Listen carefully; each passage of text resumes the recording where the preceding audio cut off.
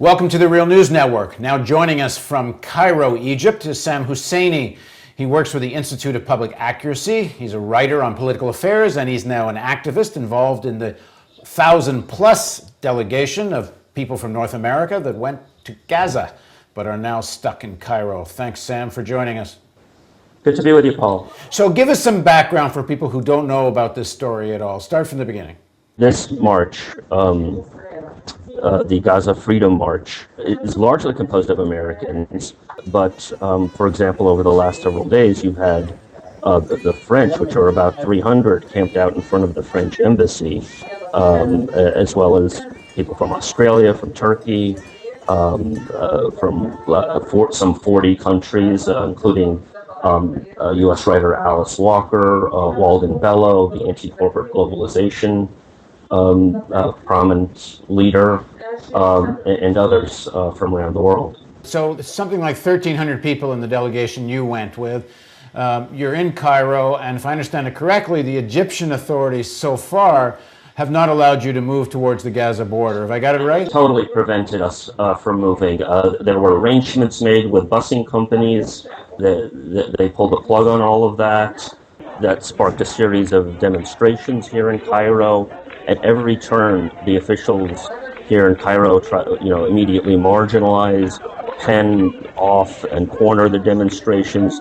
Almost total media blackout here in Cairo. They have done everything in their power to short of beating people up wholesale in order to undermine this effort to break the siege of Gaza, to allow Gaza simple things. It's not the people in Gaza emphasize that they don't want to be a charity case. They simply want the freedom to trade, to travel, things that people, even oppressed, even poor people, take largely for granted. What happened today at the U.S. Embassy?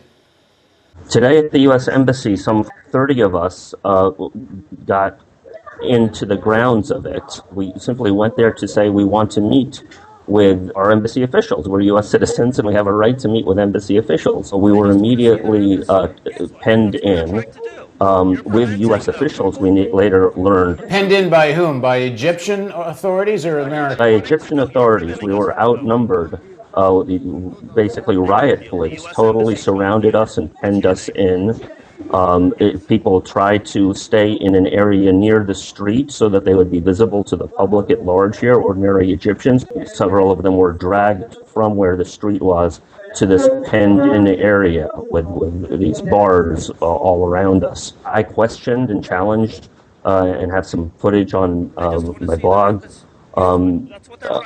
challenging the Egyptian officials, and they said, oh, we're just doing this. It's what the Americans told us to do. Explain to us the position of Egypt in this, because for people who aren't following this issue, it might even be a little surprising. In theory, Egypt is an Arab country and should support the Palestinians. It's supposed to be Israel that's responsible for the blockade. What exactly is Egypt's role in all of this?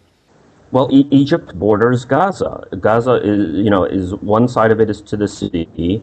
Two sides of it are surrounded by Israel, but there is a portion of it that borders Egypt. And Egypt has, especially over the last 2 years, but continuously prevented normal trade from going in and out of Gaza.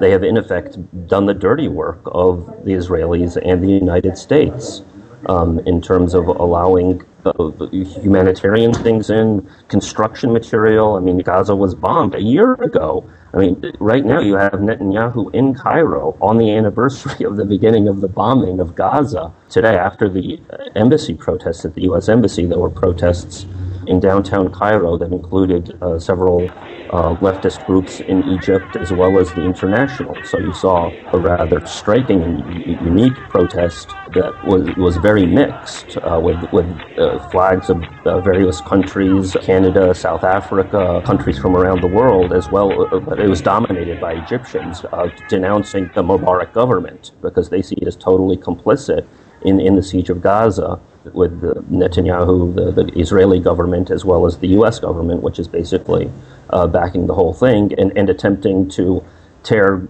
Gaza apart, stirring increased turmoil between Hamas and Fatah, for example. I understand that you couldn't have an effective blockade of Gaza without the collaboration of Egypt. Exactly, and I mean, it's escalated. I mean, the latest thing is that they're tunnel builders, and I met one of the people who got out, a person from Gaza who got out through the tunnel and was here. The Egyptians are calling in the U.S. Army Corps of Engineers to build a wall beneath the ground to prevent these tunnels from happening, which are, they're probably smuggling some contraband, but they're also smuggling just, foodstuffs, just necessities of life that we basically take for granted. It's not simply activists who are saying that Gaza is basically a prison. So Egypt now has, if I understand it correctly, offered buses or allowed to let 100 of the 1,300 proceed into Gaza. And as we speak, there's a debate going on amongst the 1,300 whether to accept this or not. What's the issue? What's the debate about? The debate is whether we, accept this, and some of the organizers are saying it's a de facto, has been accepted. Others are saying no, we can back out of this. As to whether or not we should just accept 100 and then hopefully protest for more. But the fear is that because there was such a media blockade on the facts, that if there are a few happy pictures of some internationals going in and then going around Gaza, that the Egyptians will say, oh, we're the good guys, we saved the day, we allowed these people in, because there was very little coverage on the Arab satellite channels for the first 3 days of this. You had an incredible series of events, 1,300 internationals in Cairo. You had hundreds of people outside the French embassy blockading the streets. I think this is quite unprecedented, and it was virtually blacked out in the Arab press until the last 24 hours. You finally had a decent Al Jazeera report, and now all the other satellite channels, Bahrain, Libyan, other satellite channels are chiming in on this, and Egypt is being seen in the Arab world as the weak link. That link is basically not only a police state, but a puppet state of just simply doing the bidding of Israel and the United States. Okay, well, I guess all focus now is on the Egyptian government, and perhaps that's one of the accomplishments already of this delegation, to put the light on the role of the Egyptian government. Thanks so much for joining us, Sam. Thank you, Paul. And thank you for joining us on the Real News Network.